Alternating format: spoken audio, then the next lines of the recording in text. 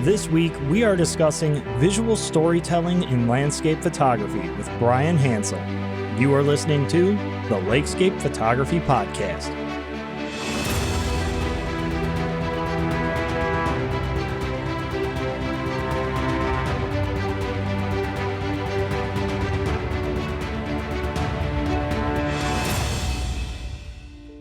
Hey everyone, and welcome to episode 10 of the LAKESCAPE Photography Podcast. I'm your host, Nicholas Albert, and this week I am excited to bring you a discussion that I had with Bryan Hansel, a landscape photographer based in Minnesota, focused on preservation, documentation, and protecting the places that we all love and enjoy right here in the Great Lakes. Bryan is someone that you will want to pay attention to as he explains his practices and approaches to landscape photography. His work spans decades of practice, persistence, and refinement. In this discussion, Bryan shares some of his best advice about creating powerful images and staying authentic in an ever-changing world. This episode is packed with incredible information that will help you craft mesmerizing images and help you develop your very own photographic vision as well. The images discussed in this episode are linked in the show notes below so that you can take a look at them as Bryan describes them in the episode. I encourage you to check them out and the others on his website as well. Before we dive into the discussion, I want to take a moment and just say thank you to all of you listeners out there for tuning in, subscribing, and helping the show continue growing right here in the Great Lakes region and around the world. As of this episode, we have reached over 17 countries with over 2,000 people tuning in since launching the podcast in January. Thank you all for your continued support and helping the community grow. Now, without any further delay, let's go ahead and jump into this week's discussion with Bryan Hansel. Hey everybody, this is Bryan, and you've already introduced me on the North Shore. I live up on the North Shore of Lake Superior and Grand Marais, and enjoy the winters that we're having right now. And you guys have been getting some wild weather up there. It seems like there's a lot of snow coming through the area. Well, I don't know. Is it average for the area? I think we're probably a little bit below average. Definitely we were in December. We had snow early and then it started to rain and we lost all our snow, but we got snow back again. But I would suspect we're a little bit below average, but the temperatures have been nice. As far as winter, I'm a winter lover. So when it gets below 0 Fahrenheit, that's kind of my jam. So that's the stuff that I like to go out and photograph in. Winter's a magical, beautiful time of the year if you can get past the cold. And, being down here in Illinois, I always thought that I knew what cold was. And then I went up to the North Shore in winter and I learned really quick what cold really is. It was a cold morning in February of 2021. I was shooting out at Hollow Rock, and I decided I was going to get up before sunrise. I got all set up, and I was looking through the viewfinder on my camera, and there was a light breeze blowing across the lake. And when I went to sit back up and look back over the top of the camera, my beard had actually frozen to the tripod head and the camera came with me and hit me in the face. And it was just a big surprise of all the things that could have happened. And there was actually a few other photographers there that witnessed it. And I was like, I've never had that happen before. And we got to talking and they said the same thing. They're like, you'll never forget your first Minnesota winter. Yeah, that's totally classic. I've seen some stuff like that before. I always reminded of that Christmas movie where the kid sticks his tongue to the signpost or whatever that gets stuck there. Like, I'm always afraid something like that's going to happen in winter with one of those tripods. It's happened with me with my gloves too. Like if you're working by water and your glove gets wet and you pick up your tripod and go to walk with it, and then you go to set it down and you notice your gloves frozen to your tripod head, you're like, well, this is less than ideal. But always interesting, always fun, despite the challenges that come with the season. As far as photography and your background as a photographer, how'd you get started? How long have you been a photographer for? Yeah, so I was pretty lucky in high school that the high school that I went to had a really good photography program. So we learned film photography in the black and white dark room, and I took the first year that we could take it was our sophomore year. So I took sophomore through senior. I took all the classes that they offered, and then by my senior year, I had reduced my schedule and other classes so that I could spend the most amount of time in the dark room as possible. So that's kind of where I started at. And then in college, I actually went to college for English and picked up a religion degree as well. And then I was just shooting photos on the side. And then after college, I was using photography to document my trips. I do a lot of at the time I was doing a lot of backpacking trips and stuff. So I used photography to document that without really thinking I was going to get into a profession. Um, and then, I went through a series of jobs. I worked in outdoor retail, parks and recs.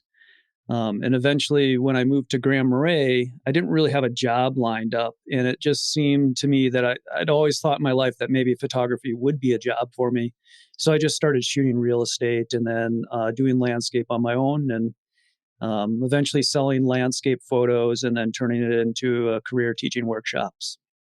I've heard very great things about your workshops. Like we had talked a little bit before the episode, and one of my good friends has been a participant in many of your workshops over the years, and he's always had great things to say, especially about the winter ones. I recall, I want to say it was maybe 2 years ago, you guys did one in Door County, Wisconsin, I believe, a winter workshop in Door County. Does that sound right? Yeah, yeah, I think that was 2, maybe 3 years ago. Yeah, that was a really good winter too. So there was a lot of snow and it was nice and cold and the conditions were absolutely beautiful. So on the bay side, there's a lot of ice. And then on the Lake Michigan side, we actually had some floating pack ice and we had some sea smoke. And yeah, it was a really good winter. Yeah, yeah. He came back with some great images, and I saw some of yours, and they were all great. And I think that's one of the things that's kind of synonymous with the Great Lakes is it's just a naturally beautiful area, beautiful landscape, offers a ton of different photography opportunities in so many different places. For me personally, it's my favorite place to be as far as landscape photography goes. You're in Grand Marais. Did you eventually move there because of your photography? Well, we moved up here about 20 years ago, and so I was living in Iowa City at the time, working in retail, and my wife was finishing up a second degree. She was girlfriend at the time, and we knew that we didn't want to stay in Iowa. So we were looking around and decided that she should apply for jobs in northern Minnesota because that was one of the spots that we agreed would be cool to live. And she ended up getting a job in Grand Marais, so we moved up here. And we weren't expecting to stay this long, so we were expecting to stay maybe 5 years, do some trips in the Boundary Waters, enjoy Lake Superior, that kind of stuff, do some hiking on the Superior Hiking Trail, and then move somewhere else and try something else. And here we are now. I think this year is actually our 20th year, if I remember right. Either this year or next year's 20. I always have to ask my wife about that. I always forget. She always has to remind me how old I am too, because I never remember that. But yeah, so I think maybe this year is 20. If not this year, it's next year for sure. And that's 15 years longer than I thought I would be here. That's there's something about this area that we just kind of fell in love with, and um, yeah, so that's kind of the Grand Marais experience. It's a little in winter. It can be a little slow, but I kind of like that. It's nice to have a little time to yourself to recuperate and have all the scenic spots to yourself when you're out shooting. So we don't get a whole lot of people up here in winter.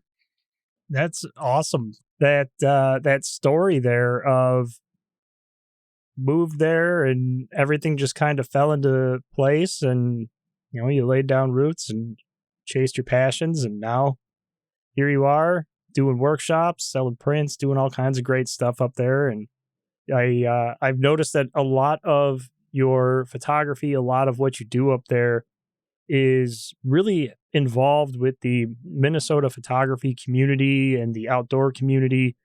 That's really cool that you're so involved in so many different facets of the outdoor experience outside of just documenting it.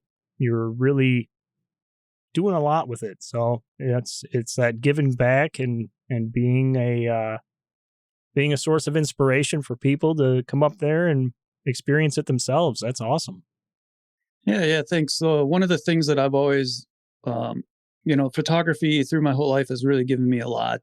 Everything from my high school teacher through speaking to clubs, and I just like to give back to that photography community as much as I can. So I do speak to a lot of clubs in Minnesota and elsewhere too, and um, just try to give back as much as I can because it's really enriched my life. All about giving back. I mean, that's huge and a big part of, I feel like it's a big part of the art community is not just supporting other artists, but supporting groups and supporting those with similar interests and doing all that. So that's great. That's awesome. With landscape photography, or I guess photography as a whole, you mentioned that you had started with real estate and then kind of developed and transitioned over the years. How long have you been a landscape photographer? So if we go all the way back to high school, the primary interest that I had was kind of in the landscape photography. So that was in the late '80s. But professionally, it's been maybe the last 18 years or so is when I really started to sell some prints and stuff. So if you include that whole time period, it really seems significant that I was doing landscape for really since the late '80s. But really seriously, as far as professional, it's been more recent. That's the dream for many of us is, to live our goals and be able to do photography full time and find success with it. It's not an easy thing to do. And one of the things that really kind of solidifies that is that, the quality of your work and all that stuff. And it's interesting because as you progress as a photographer, you kind of develop your own style. You develop something that makes your images uniquely yours and it's recognizable. It's that piece of you that's in every image. And it's what I've noticed in your work over, having followed you the last, I think, 4 or 5 years now, at least. It's what I've noticed in your work. You have a defined style. And I feel like that all kind of starts with the inner story, your creative authenticity, and coming from the heart. As far as key elements, we'll say, to creative authenticity that matter to you and your work, what would you say inspires you or motivates you to remain authentic and just chase that vision, that passion that you translate in your images? Yeah, well, one of the things that I really like about photography is the ability to um, portray the places that I go to, that I love, that I really enjoy, in a way that makes them look almost idealized. So and the reason that I do this is not just simply because that's how I like to take the photos, which it is. But mainly the reason that I'm doing this is I hope people will fall in love with these places that I go to in the same way that I love these places, and that they'll want to protect them. So it's always about this trying to protect our public lands, so that we can always visit them. That they don't get restricted off or developed. So that's something that I try to portray in my work, and emphasize in my work, is this kind of, I want to make it look real, but I want to idealize it, so that it just looks a little bit better maybe than if you were standing there. I don't know. I don't know Yeah. how to say it. It's hard for me to talk specifically about my work, other than that one of the primary reasons that I do that is just to help protect the outdoors. I like that. That's fantastic. And it's a wonderful motivator And I think that's something that all photographers can relate to. The places that we love, the places that inspire us, we obviously want to see them protected and preserved for future generations to come and enjoy, and for others, our children. And these places have been here for years, thousands of years, millions of years in some cases. And to think that, something terrible could happen, they could, decide they want to put in an apartment complex right on the one of these beautiful lines of shoreline you guys have there in the North Shore. I mean, I would definitely be motivated to do the same. Yeah, and it's just not this kind of idea that it may happen. It actually does happen. We've seen that happen on the Minnesota shoreline. And in Michigan, so the Michigan part of Lake Superior, the interesting thing over there is you can walk the shoreline. You can walk on land on the shoreline. So even if they do put like an apartment building close to the shore, you could still walk in front of it. It's still public access. But in Minnesota, we don't have that. So any piece of public land extends down to the water line. So the only way that you can walk a beach in Minnesota legally on private property is in the water, which is kind of crazy. Yeah, and then there's just as an example, there's a beach here local. It's not super scenic. It has a couple nice shots on it, but it's not a super scenic one for photography. But it was very popular with the locals. Recently, some of that land has been sold off. So the local tribe, the Grand Portage, the Ojibwe, they managed to buy part of it, but another part of it was bought by private. So far, they've been allowing people to walk down the beach because it goes now tribal ownership, Cook County, which is the name of our county, ownership, private, Cook County. And in theory, if that person in the private decides not to allow access, you wouldn't have access to that other section of land that's county land.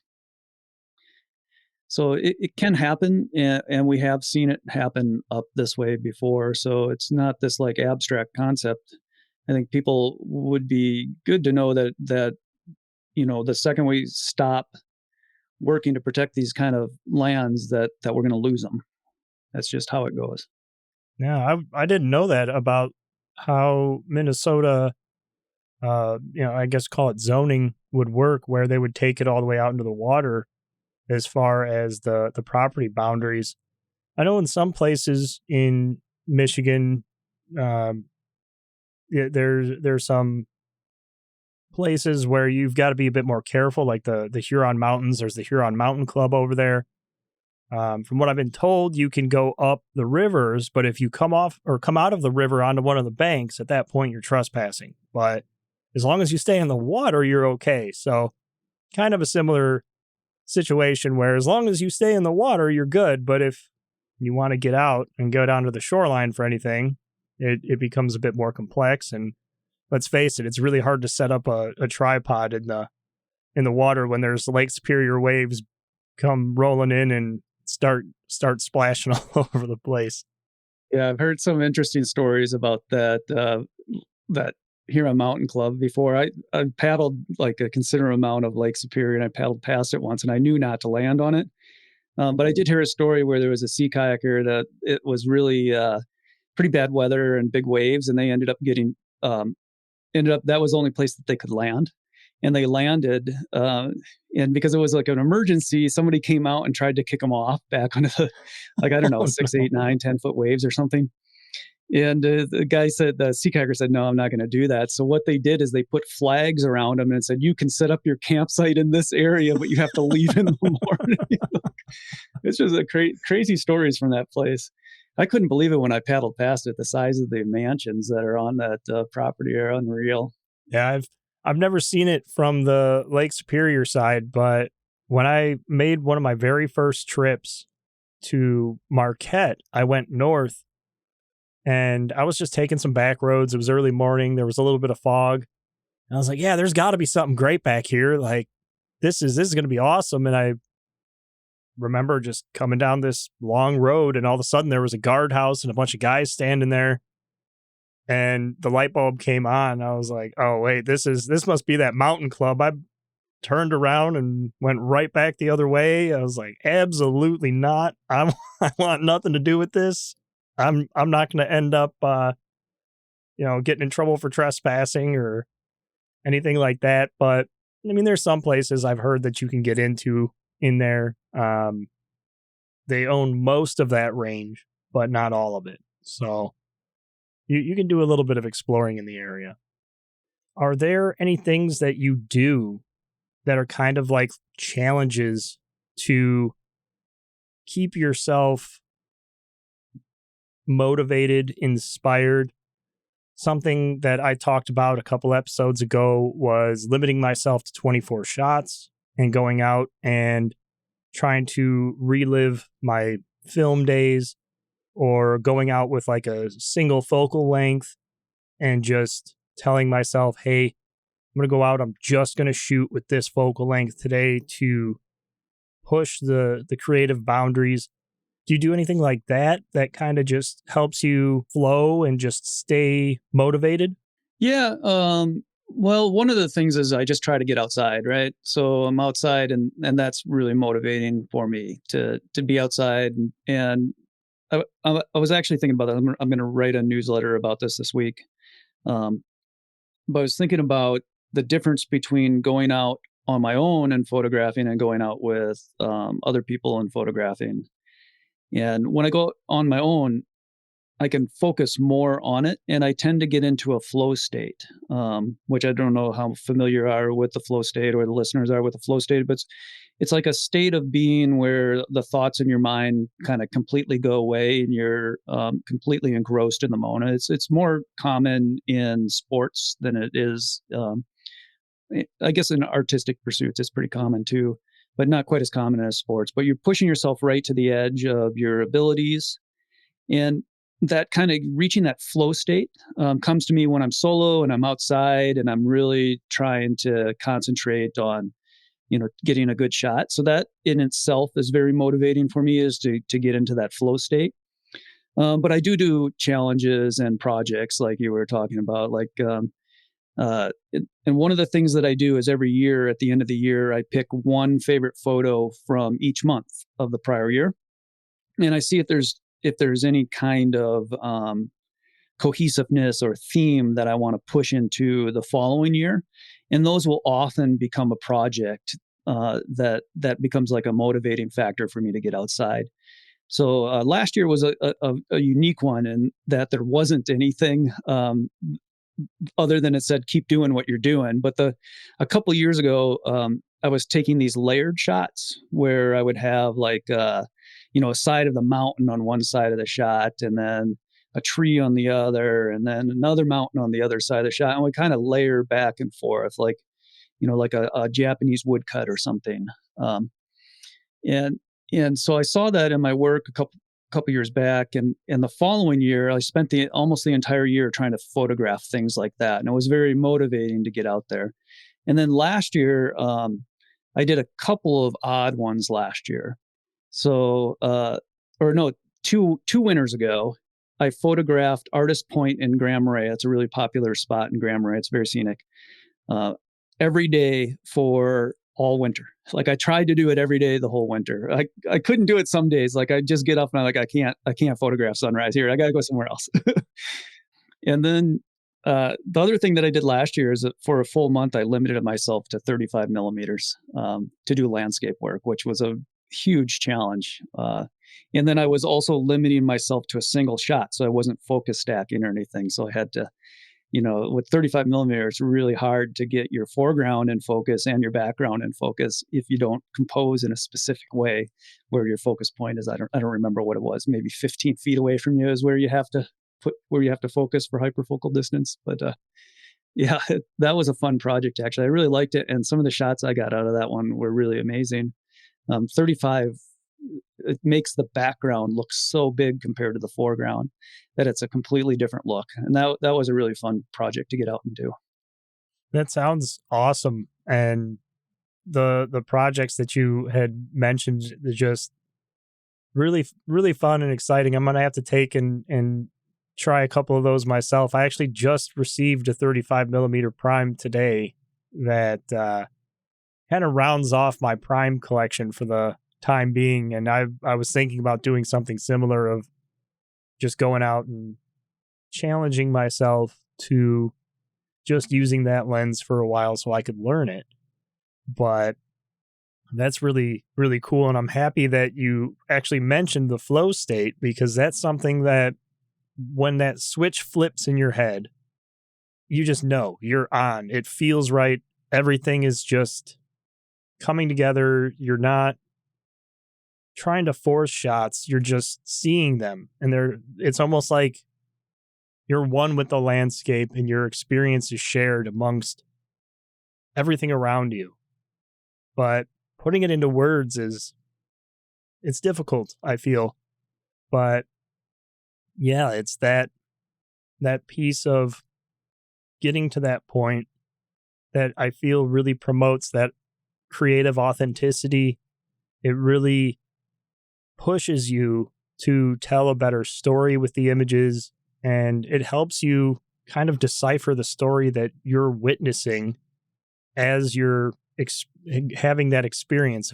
Yeah, the other thing with the flow state that happens for me is when I'm in that experience or that state, the images sort of just come to me. It's like you don't have to think about what you're looking for; they just show up and they're there.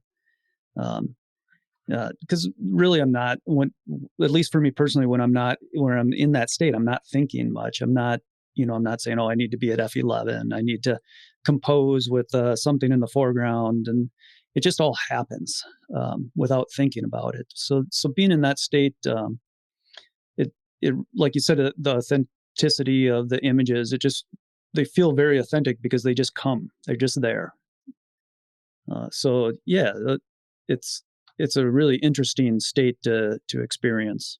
Yeah, it always is the one thing that I'm really trying to kind of get, that point that you're always trying to get to on every photography trip, on every excursion, every experience. You just want to kind of let yourself relax and get to that point. And it's interesting that, or also interesting that you had mentioned that, it's great to go out and shoot with groups and friends and everything, but you find that you can really get into that flow state when you're solo out there and you're kind of one on one with the landscape. I've noticed the same thing, that yes, to a point, you can still reach that flow state when, say you're in a group of photographers, you guys hike into an area, everybody kind of goes their own way. You all start shooting a waterfall or something back there in your own way. Maybe there's a little bit of witty banter going back and forth, but for the most part, you're just kind of going through your process.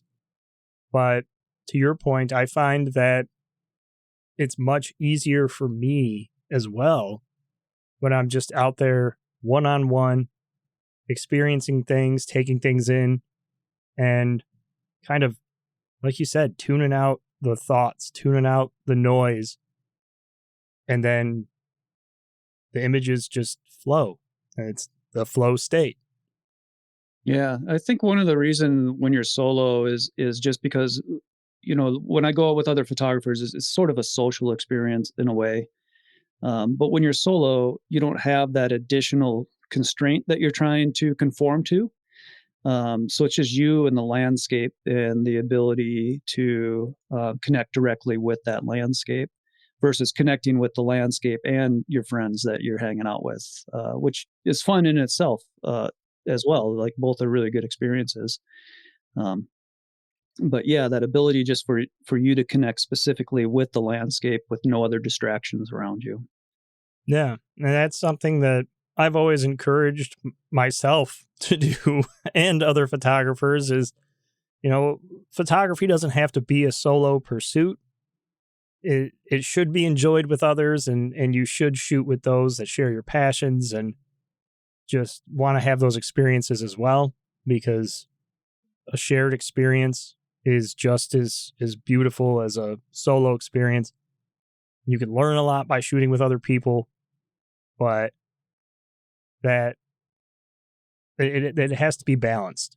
it all has to be balanced so that you can kind of keep that authenticity, that flow state, that way of seeing and refining things. And especially when I'm trying to do something new or trying to build a new approach or a process into my work, I typically like to kind of be alone for that, because as you're doing things differently, you're paying more attention to, hey, if I change from a half second to 2 seconds on this waterfall, am I going to make the water look the way I want it? Or maybe instead of shooting this waterfall at 20 millimeters, I'm going to back up a little bit, put on my 70 to 200, or I'm going to zoom into a specific portion of the waterfall, really dial in a smaller scene. As you're kind of going through that experimentation, it helps to just kind of be one with it. And it's going to teach you so much, I feel, about what you're doing and how the process is kind of unfolding. As you mentioned earlier, when you were doing the projects with like the 35 millimeter lens, and you mentioned composition and the many challenges of doing photography with specific focal lengths or just landscape photography in general, the visual story of your image really begins with the elements that you're choosing to include in the scene. And I really feel like that all begins with your main subject, the selection of what you're choosing to tell the story about.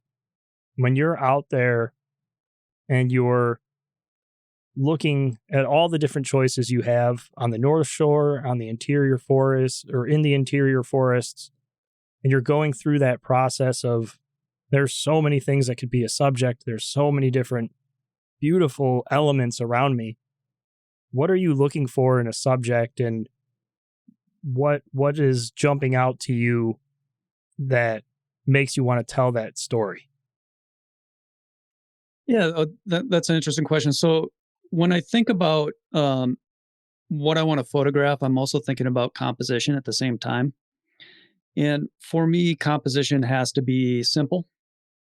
It has to have some kind of flow, and it has to have relationships. And by simple, I mean, for me, simplicity is very graphical. So I look for shapes, lines, patterns, textures, or colors. And then in color is a subset of what I think as a subset of color, tonal values are also, they act similar to color, at least for me in the way I see. And then flow is how your eyes are going to go through the photo. So are they going to start in the front of the photo and go to the back, or are they going to move from the bottom left corner to the upper right corner? And then the relationships are, how am I going to relate all the various parts of the photo to each other? So I need to, in an ideal photo, every part of the photo is related to every other part of the photo to make it a strong photo. So when I consider those three parts, or those three parts of composition, sort of the subjects tend to stick out to me. So if you were to follow me around when I was on Lake Superior shooting sunrise or sunset, what I'm always doing is I'm looking at my feet. And I'm looking for a shape or a line, a pattern, a texture, or some kind of color. Usually not color. I don't use color as much when I'm selecting the subject. And for me personally, I really like shapes. So I'll look for interesting shaped puddles, interesting shaped rocks, lichens, stuff like that, whatever I can. Actually have a picture on my screen right now of some plate ice that's stacked up on Lake Superior from a day that it was, the current was moving a very thin layer of ice along the shoreline, and it was just stacking up on top of each other right in front of me. It was really wild. But looking at all these fractured pieces of ice are the shape of triangles in my photo. And then all together, the whole flow itself is a triangle. So within the fractured ice, there's triangles, and then they're contained within a triangle. And then that triangle points out to the horizon. So my subject is just the shape. And then the flow is the pointing of the triangle out to the horizon. And then in the photo, everything that ties it together is this kind of warm morning side light. So the sun had just cracked the horizon and sending this beautiful warm light over the tips of the fractured ice. And then there's blue everywhere. The sky's blue. There's no clouds in the sky. It's just blue, and there's blue in the ice. And then you have that warm side glow. So that's kind of an example of what I would be doing when I was walking around. And that day I was walking around, I noticed, hey, there's this like big overall shape, and then on the inside of it, there's a bunch of little triangles as well. So that's kind of the subject selection. And then there's the other thing that I really love to photograph are canoes. So I'm a canoeist. I love the Boundary Waters Canoe Area Wilderness, and I'm just absolute sucker for putting a canoe in a photo. So if I have a canoe with me, it's coming off the car and it's going down for sunrise or sunset with me. Yeah, I've seen some of your images in Boundary Waters canoe area and all over the place up there with the canoe included. I was actually looking at canoes once and I saw one of your images and I was like, oh, wow, I should check out that brand. And you've got a very high quality one. I can tell you that. Yeah, I don't know if you want to name brands or whatever, but they're North Star canoes. So I've known these guys for a long time. When I worked retail, we sold their canoes, and so I've known them for probably 30 years, and they're friends of mine. And so yeah, they make great canoes. If you're looking for one, they're well worth looking at that brand for sure. I wish they paid me a commission for every time that I mentioned their canoes, but That's really cool how you explained that image. We'll have to see about including a link to it in the show notes so that people can go and check it out on your social media pages. I'm kind of envisioning it as you explained it, and it's interesting because the way you explained it is that the triangle itself is the subject. Like you're essentially taking elements that are a shape and then basically combining like shapes in various sizes as a subject that complements the larger scene, if I'm following it correctly without actually seeing the image. Yeah, that's exactly. And that's kind of what I look for a lot when the simplicity part of the way that I compose is, I am looking for those shapes or those lines, and if you can think of it more, I'm trying to do like something more of like graphic design. So, somebody's putting together a magazine and they're looking at a piece of empty paper and they're like, well, how do I fit the photo and the words? And then where do I pull my pull quotes and all that stuff? That's sort of how I approach photography in general or at least the subject part is figuring out what graphic elements can I include in my photo. And on that morning, there might have been different ice structure, but that very well may have been pretty cool to photograph. But if it wasn't a shape or a line or a pattern or a texture or color, I probably wouldn't have photographed. I would have just walked right by it if it wasn't unique enough to capture my attention. Something that I always look for myself is shape, line, pattern, color, form, the building blocks of composition, really, and how you said they relate, they complement, they build that scene. As you're looking for these things and deducing all of the different options, what helps you decide how you're going to represent that in a focal length? So maybe instead of shooting the triangle scene wide, which I presume it was probably fairly wide to get all the detail, as opposed to shooting it maybe a little bit tighter at 70 or even 100 millimeters to really get in on the ice forms themselves. How are you kind of making that discernment out there in the field of representing these things that are inspiring you and that you want to tell that story about? Yeah. So for me, when I'm on Lake Superior shoreline, at least, or photographing a canoe or something like that, I'm always looking down towards my feet. So that naturally seems to lead me to wide angles. Um, and I think probably the best wide angle for landscape is 24 millimeters because it makes so the concept here is the wider you go, the smaller the background. So if you were to shoot a scene at 18 millimeters with the same kind of foreground, your background would look kind of small at 18 millimeters. Now, let's say you zoom into 24 millimeters, you take a couple steps back, your foreground looks approximately the same, but that background becomes a little bit bigger. So I feel like that's probably the best focal length because it's a great blend of the size of the foreground and the background. But it's not the one that I use most often. I have a 24 to or I have a 14 to 24 lens and I have a 14 to 30, and those are my primary two landscape lenses that I use.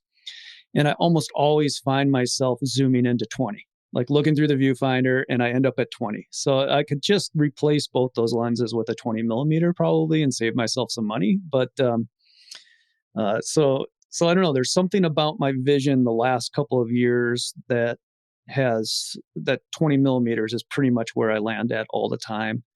And the reason is it's wide enough to show that foreground element and still have a sliver of sky in the background. Because in Lake Superior, at least the North Shore, sunrises and sunsets in the winter are over the lake, so you get a flat horizon with some clouds. So you don't need a lot of the horizon. You don't need a lot of the sky. You just get a little sliver of it. And 20 gets you there. So big foreground, little sky. That's interesting that you mentioned that because I've recently I have a 14 to 24 as well.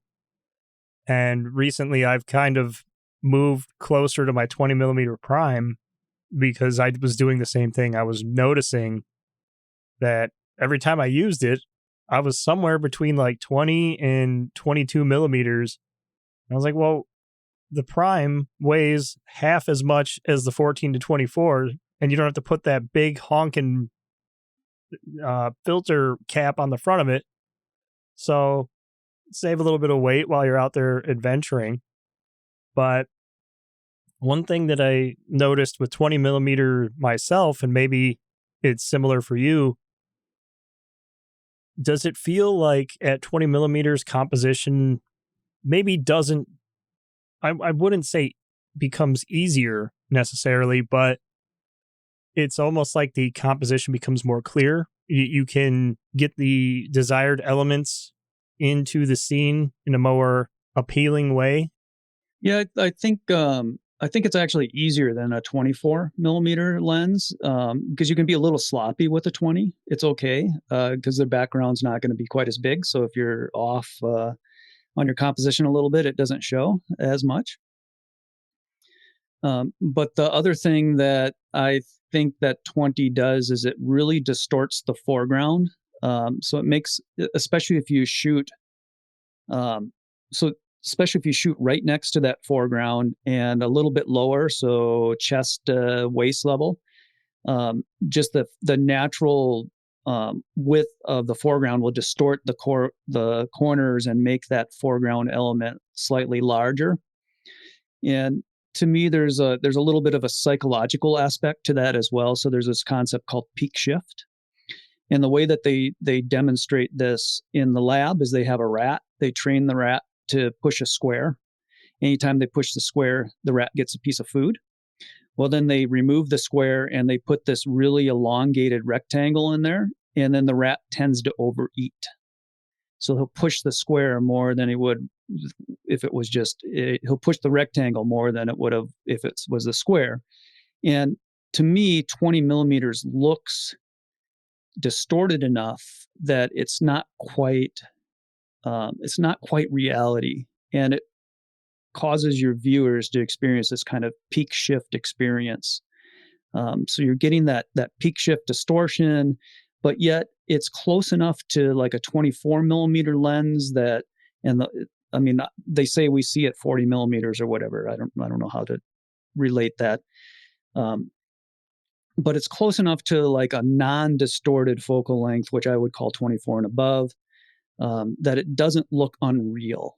So there's just something about that focal length that gives you that distortion, enough distortion that it doesn't look crazy like a 14 millimeter would.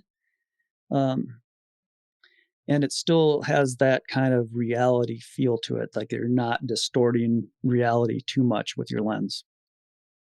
That's a very good point that you made there, that the distortion is it's believable, because I've shot some landscape scenes, especially when I first got into landscape photography.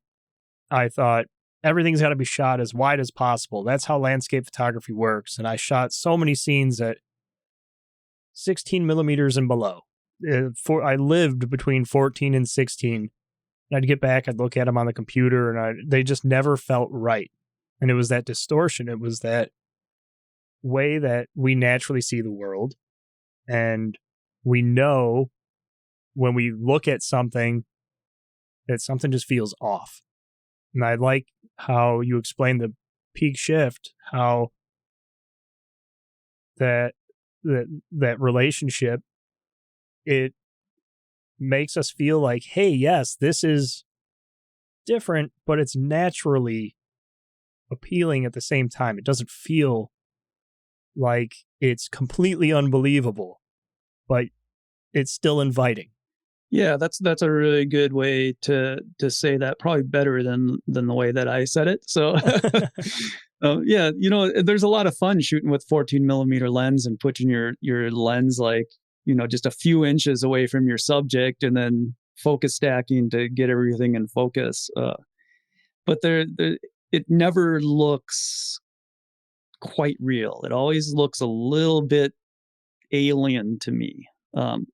And so that's some of the fun with the 14 millimeter, is to see how you can make reality look really odd. But 14 is an extremely peak shifted image. And you'll notice on social media that images like that, where they shoot 14 millimeters and put their lens just a few inches, 3-4 inches away from the subject, they do get a lot of likes. People will like those kind of images a lot. And I feel like that's sort of that psychology playing into that focal length. That's something that I've noticed myself. And I've noticed that some of my all-time favorite super wide images are shot in that same way, where you unlock the legs of your tripod and you lay it down over the top of rushing water, or do something outside of your comfort zone with your camera, where maybe the front element is an inch away from the water and one rogue splash, and you might have some trouble. But when you get right up on top of your subject, or right up on the landscape at what I typically do is 18 millimeters or below, I kind of have a little rule for myself that I have to be right on top of something if I'm going to be shooting in like that. And I found that, some of my personal favorite images are shot just like that. You just got to get right into it and maybe not be so afraid of water. Or, I've seen some guys, they have the camera flipped upside down on the spider plate, and they're dangling it maybe a half inch above the water. And then you see that final image and you're like, yeah, okay, that's really cool. But, the don't ruin my gear alarm is going off at the same time. Yeah. Yeah. One of my rules is, and this is something I teach on my workshops, if you're making these really wide shots, your tripod leg should just be out of the frame. Like, that's how close you should be to your subject. That if you tilt your ball head down another degree, you would end up with your tripod legs in your photo. I've done it a few times where I've shot a scene super wide and been just kind of paying attention to everything else. And then you get home, you bring it up on the computer, and you see the leg of your tripod sticking into like one of the lower corners, and you're like, oh man, how did I miss that? But Yeah, I've done that. hey, I mean, it happens to all of us, I feel. Can you really say you're a landscape photographer and before you've accidentally taken a picture of your tripod in your own shot? It's like a rite of passage. Yeah. The funny thing is, like, Photoshop and Lightroom are so good now that you can do that. You could just remove it and still have a usable image. It's almost cheating. Yeah, especially with the way things have kind of taken a turn in the last like 2-3 years with AI and all the crazy things that you can do with it. I mean, a friend of mine, he made a joke when we were shooting a waterfall. This was probably 2 years ago now. He's like, I'm going to put a cow in this waterfall. And I was like, what are you talking about? And sure enough, a couple days later, I got a text message and he went into whatever it is there in Photoshop, AI Gen Fill, and there was a cow in his image. I didn't think it was possible. I'd never really dabbled with it. Yeah, it's funny you should mention cow. One of the first AI things that I ever did. Like, I don't use AI in my work other than to make masks and stuff. Like, I don't even use the AI generative fill. But for jokes, they're fun. And I was trying to tell the owner of Java Moose, which is a coffee shop in Grand Marais, that she should put a giant statue of a moose on top of it. And I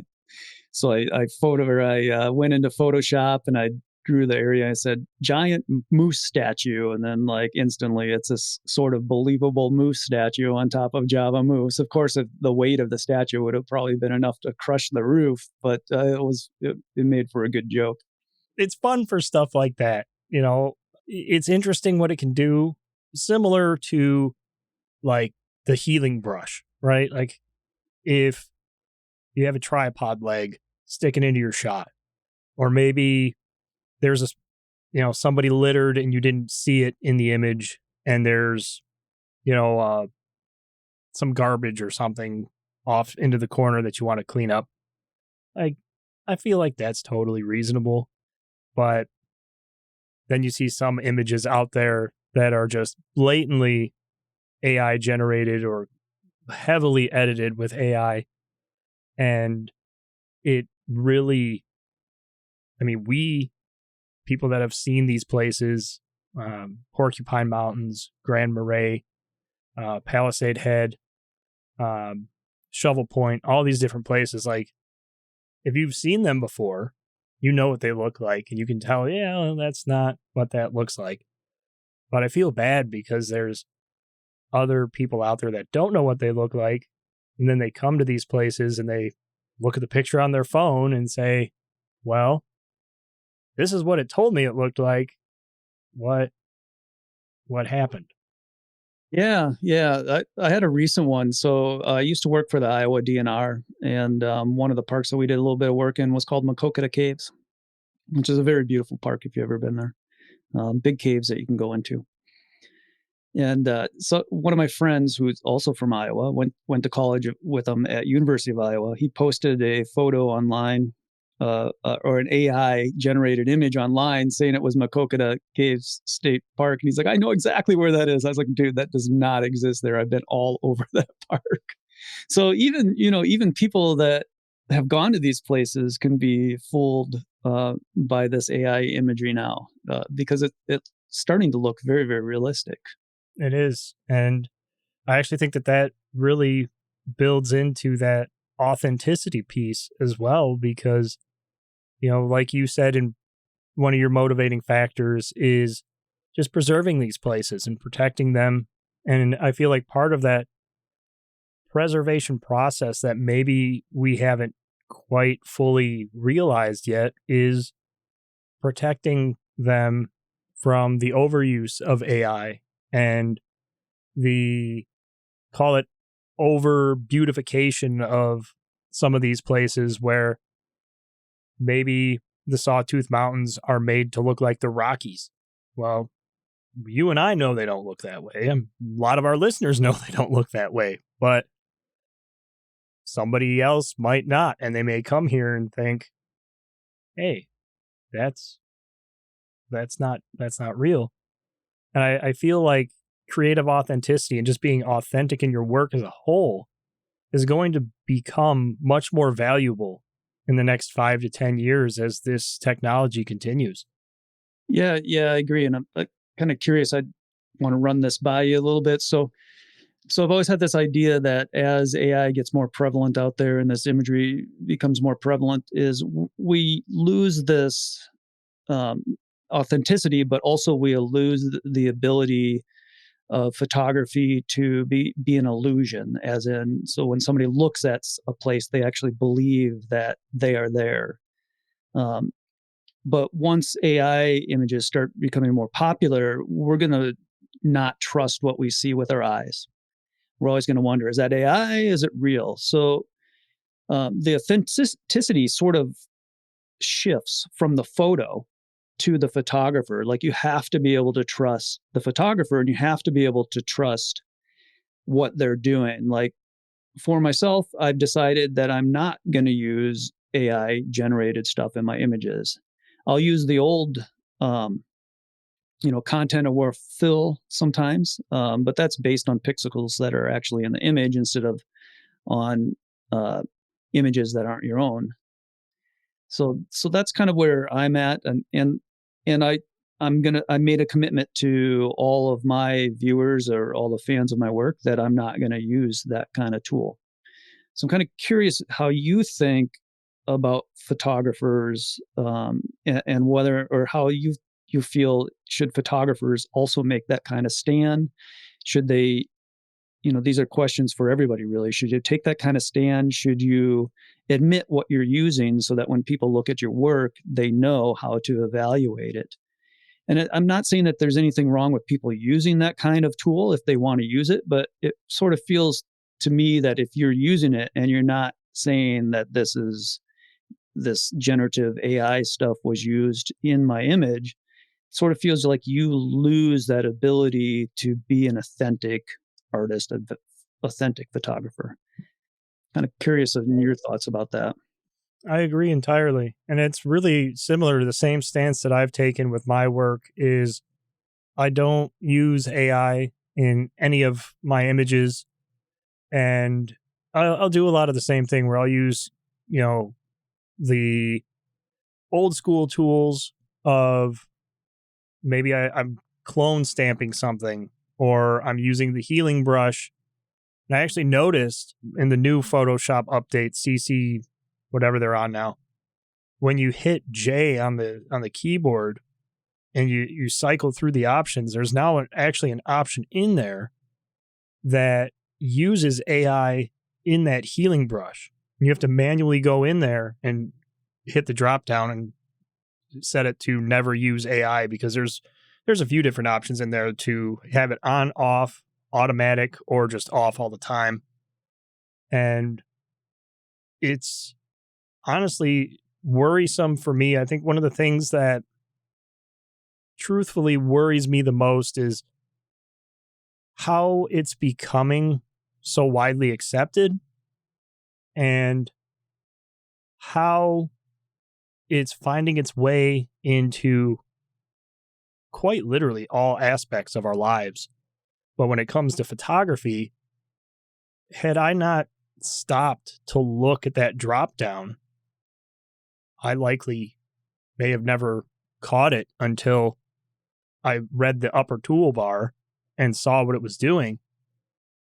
But very similar to you, no AI. I mean, I do different. Some people call it maybe disingenuous, but some people don't agree with stacking, or some people, they might not agree with, I'm going to bracket this shot and focus stack it, and I'm going to take my better sky exposure and blend it into my better foreground exposure. And I'll do stuff like that where you're exposure blending and kind of running the gamut of different creative approaches, but there's still that human element in it of, I was consciously making this choice on location versus, well, now I'm sitting back here at, my computer and I decided, well, hey, maybe this tree doesn't look good. I'm just going to AI this whole tree out. Like, at that point, I think you're going too far, kind of thing. And as far as the final piece of your question, that question all photographers have to ask themselves, and, what my stance is on it is, I personally don't think that in authentic, genuine photography, I don't think AI has any place there. Not if you're staying authentic to yourself anyway.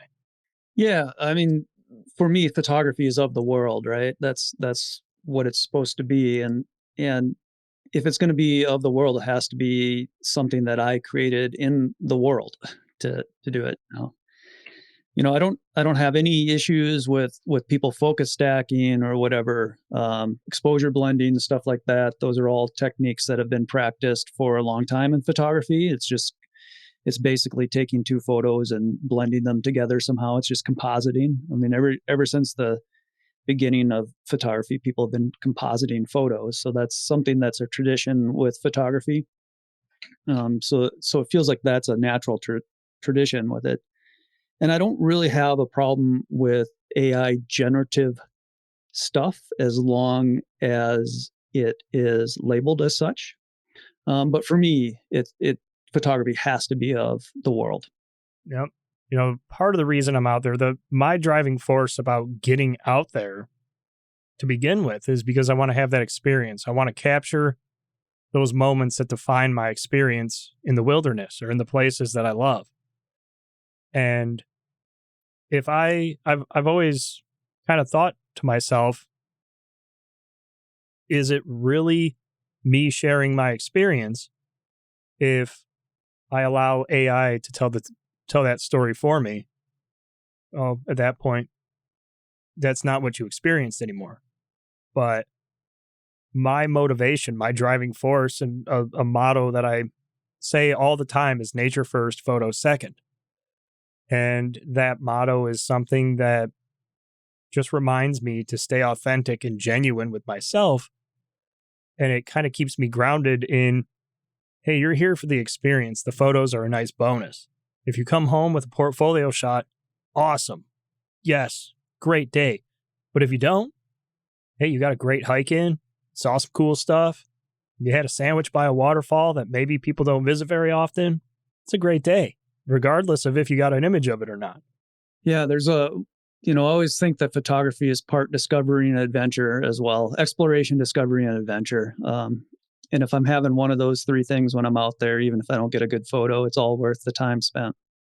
Yep. That's something that my dad would tell me a lot too. My dad actually was born and raised in Thunder Bay. So, not too far north of you guys there in Grand Marais. And, he spent his childhood exploring the areas around Thunder Bay and the areas through Minnesota. Eventually, the whole family left Thunder Bay and came here to Illinois. And they still went through Wisconsin, Minnesota. They went all over the place and explored. But growing up and hearing my dad's stories of his experiences and his exploration and doing all those things out in the wilderness, it's what really inspired me to get out there and really drove me to have that authentic, genuine wilderness experience that promotes your inspiration, your work. It drives you to just remain authentic and true to yourself. And as great as AI gets, I don't necessarily think that it's ever going to be as good as an individual standing there with a camera, because we're present. We're putting a little piece of ourselves into that image, and we have the ability to differentiate between a snapshot and a story we want to tell.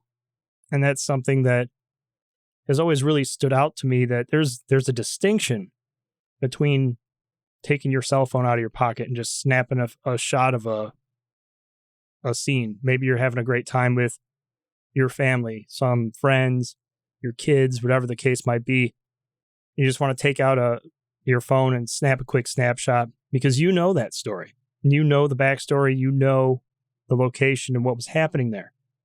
But as photographers, we have to be able to take a step back and figure out how to tell that story in an emotionally appealing, genuine, authentic manner that resonates with people, that inspires people, it evokes curiosity and intrigue.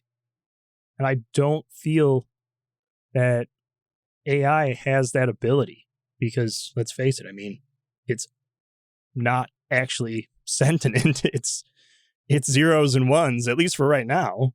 Yeah, and right now it's also derivative. So it's not, nothing that it's ever going to produce is original. It's based on something that somebody else did, and like you said, that it doesn't have the emotional connection or the ability to portray or convey their emotion.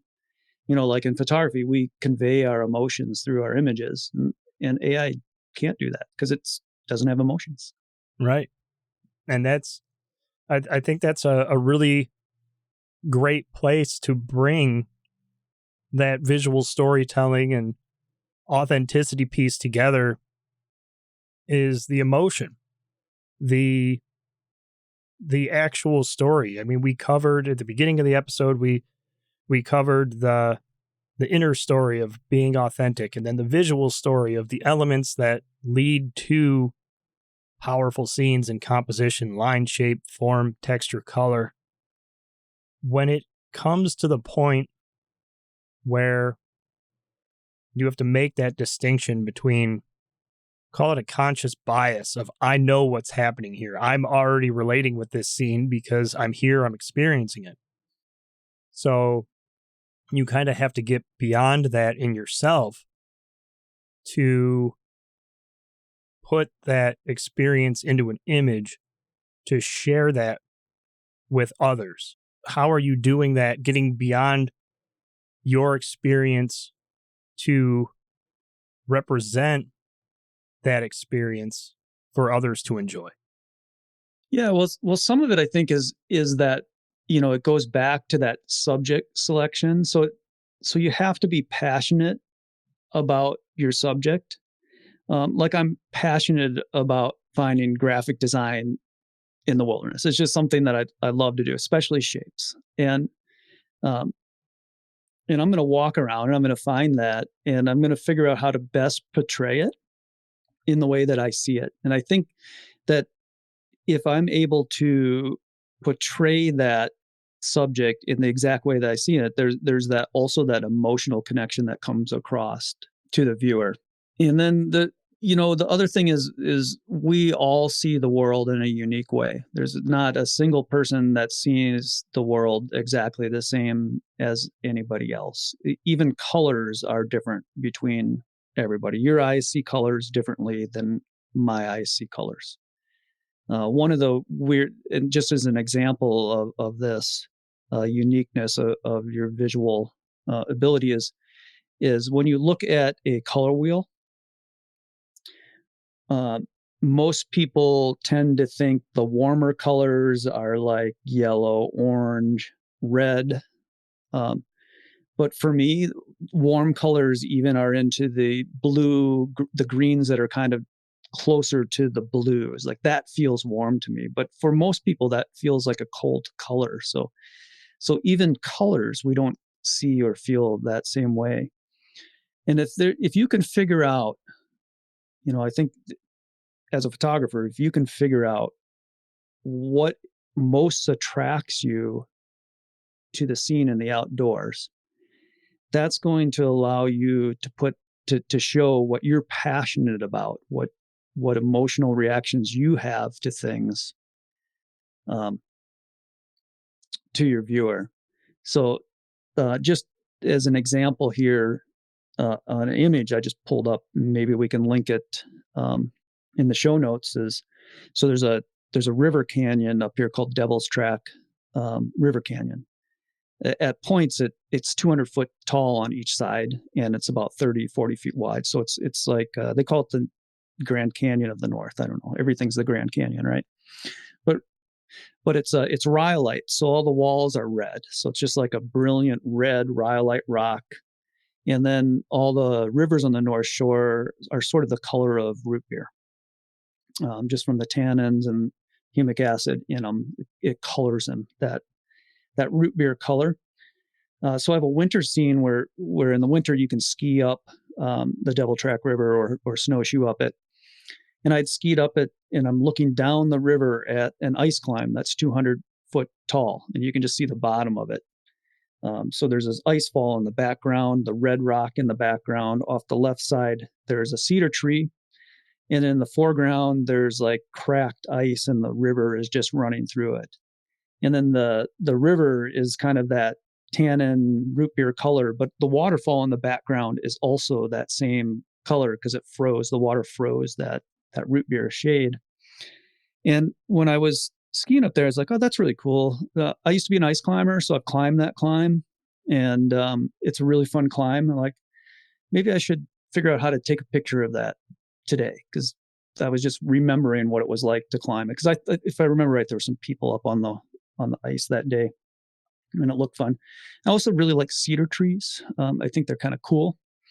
So I was like, oh, maybe I should throw a cedar tree in this photo as well. And then I'm like looking down at the ground as I normally do, is what can I put in the foreground at my feet?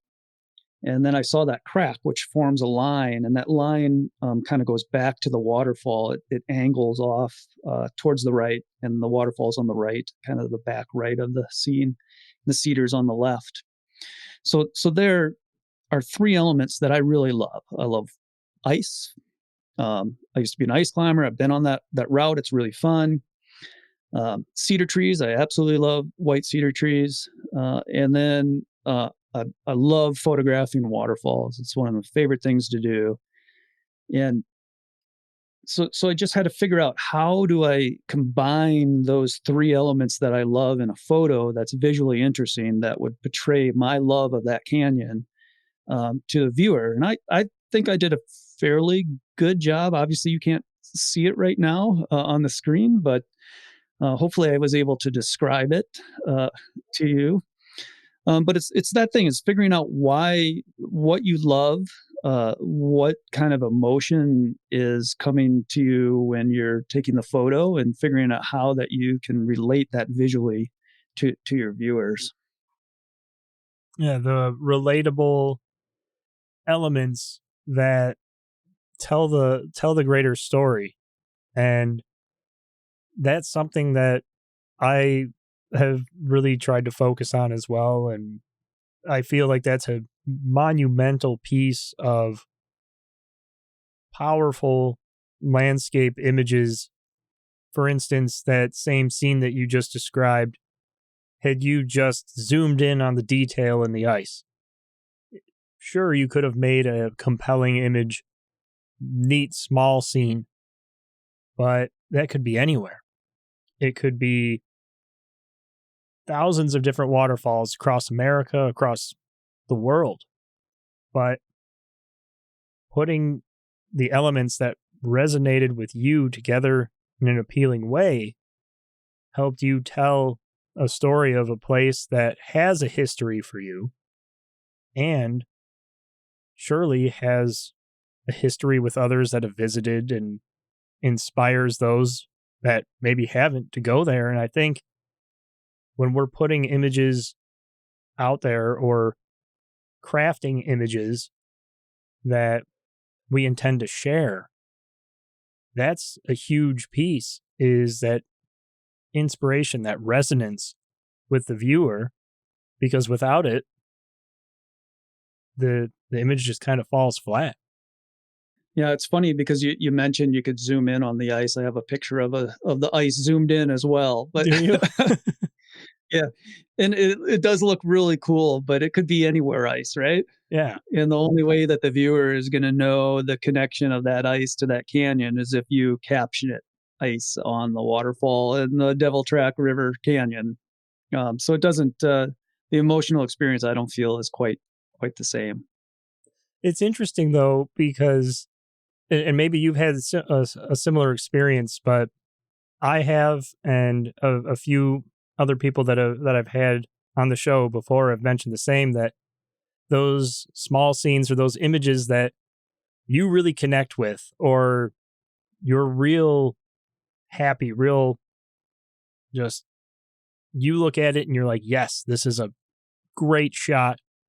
I connect with this. Spot on. This is exactly what I wanted.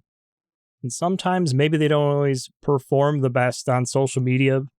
Have you ever had that a similar experience like that? Yeah. I have a funny one that I always like to tell, and it's a little bit opposite actually. So when I first started selling prints, my number one selling print was a photo that I almost deleted, and my wife said, "Why are you going to delete that? That's really nice." And so I didn't delete it, and yeah, I sold a ton of prints of it, and I still absolutely hate it. Like I can't stand that photo. I don't know how many walls it's on, but yeah, on the you know, I also take a lot of photos that they don't work for other people, and I tend not to. I do a pretty good job of knowing which ones are going to work, particularly on social media. So a lot of those don't get posted. Um, so so I have a I bought a Nikon ZF right after it came out, and that's one of my favorite cameras now. Just absolutely love it. I use a 40 millimeter lens on it. It's my carry around town camera. I don't use it for landscape. I have a Z8 for landscape. Um, but I carry this thing around town, and I like to take photos in the back of buildings of like the electrical meters and the electrical pipe work and the various pipe work that's going into a building. I don't There's just something about it that I'm really fascinated by. So I take a lot of those photos, but they would never do that well on social media. Every now and then I'll post them in a giant dump of photos, but yeah, generally those things won't do well. But I absolutely love taking them. There's just something about that mechanical side of buildings that fascinates me. I did a lot of the same when I still do.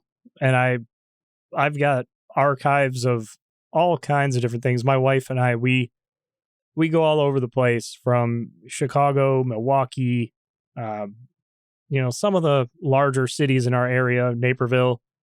Um, and I've always been attracted to the same things. Alleyways are a big one for me, where if the light is coming across just right in an alleyway, I'll take my phone out of my pocket and snap a quick picture of it. Or I actually have an image that I took. I was still in college, but there was graffiti all over one of those outdoor electrical panels. And I took it, and it was one of my favorite images, and I'll never forget it. It was one of those moments of growth as a photographer. I thought it was so great, and it was just top tier. And there was a gallery show in Chicago, and I was like, I'm submitting this. This is gonna make it. Nope, did not make it. And I was Yeah. like, okay. Yeah, that's funny. Yeah.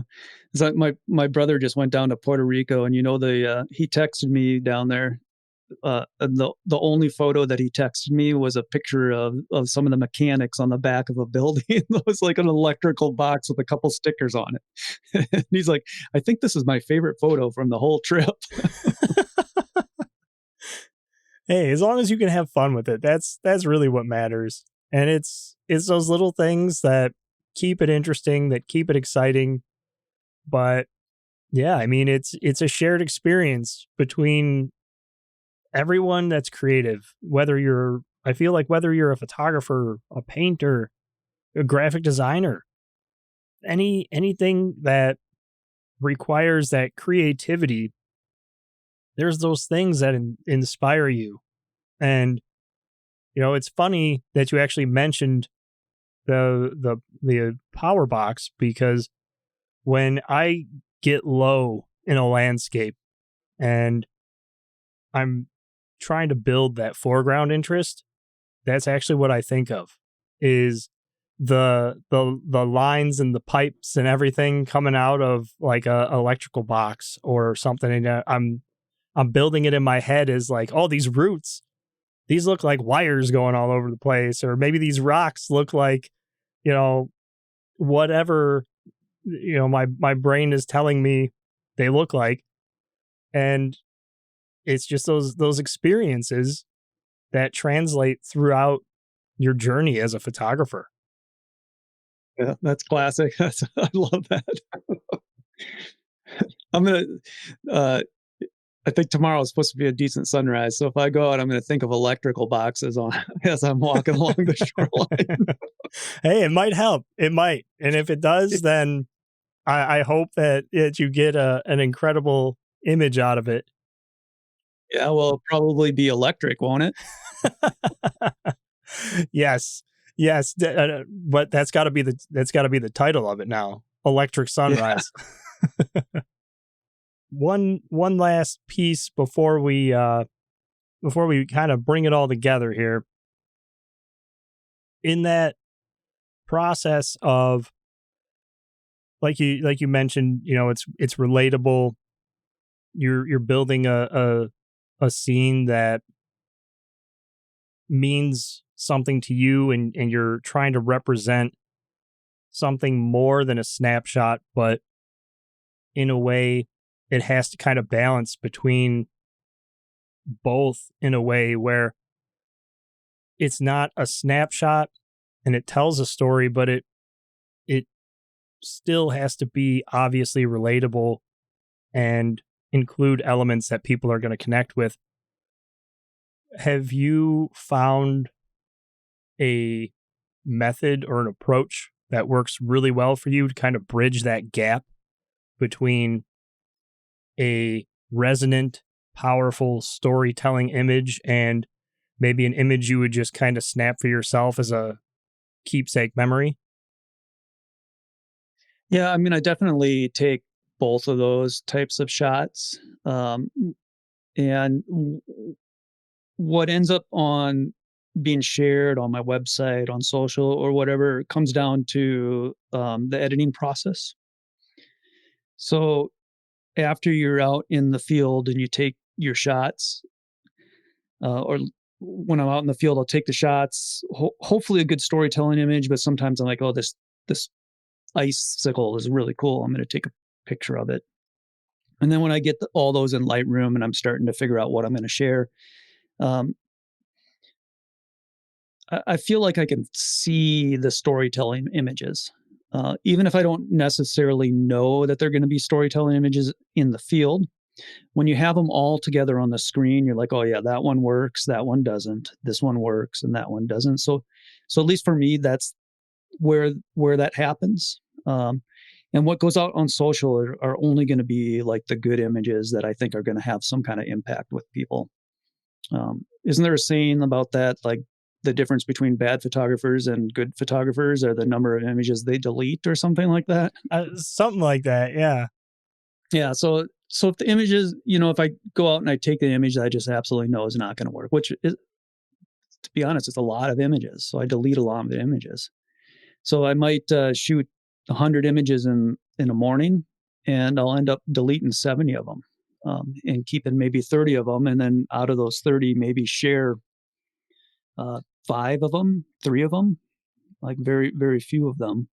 But they're only the best, and they're the ones that usually draw people's eyes in, and tell like a little story about the landscape.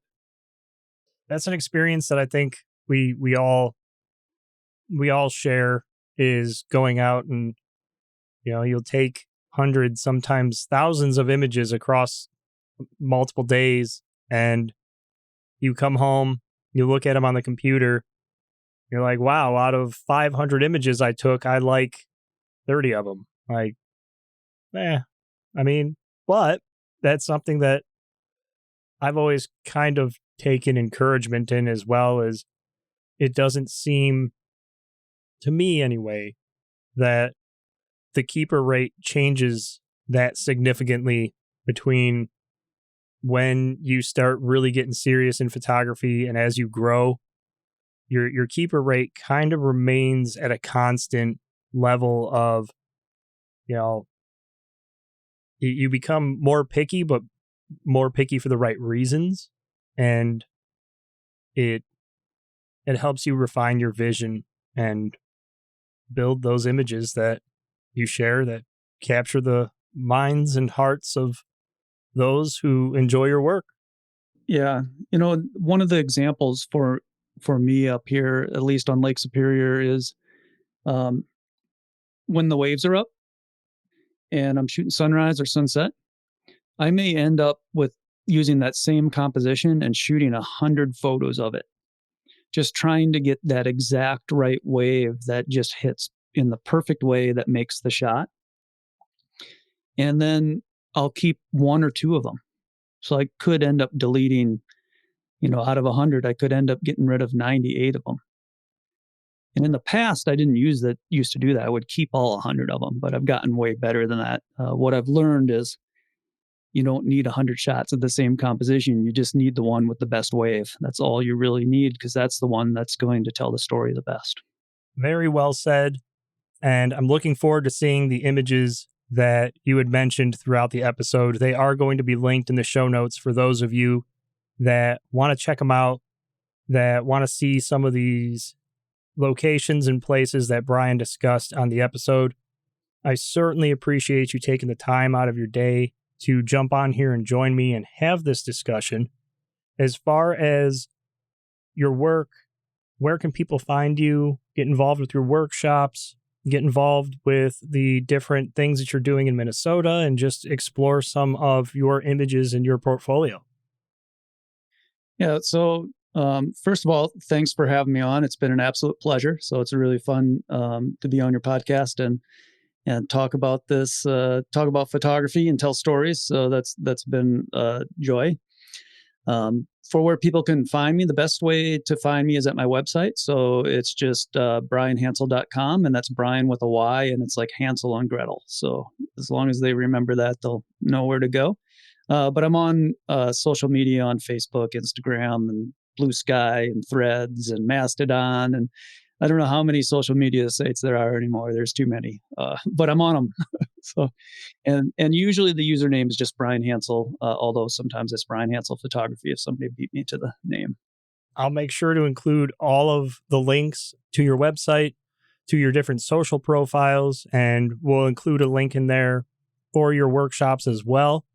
Are there any exciting workshops that you want to throw out there for listeners that may be interested?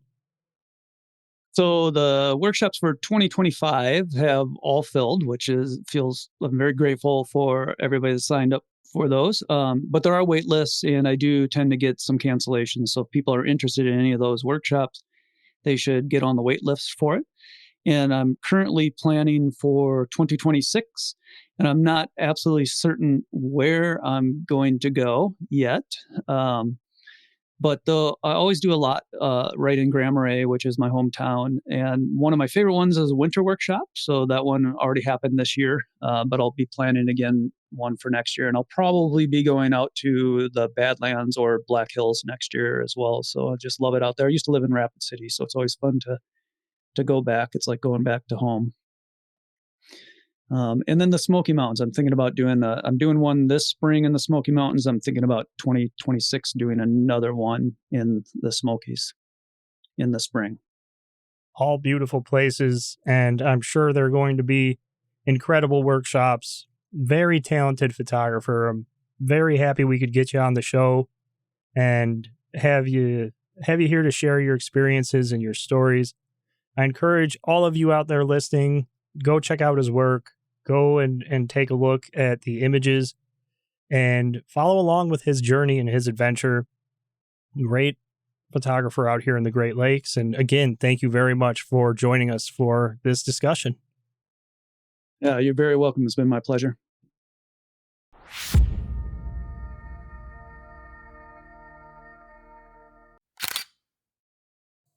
Another huge thank you to Bryan for joining us and sharing his expertise and experiences.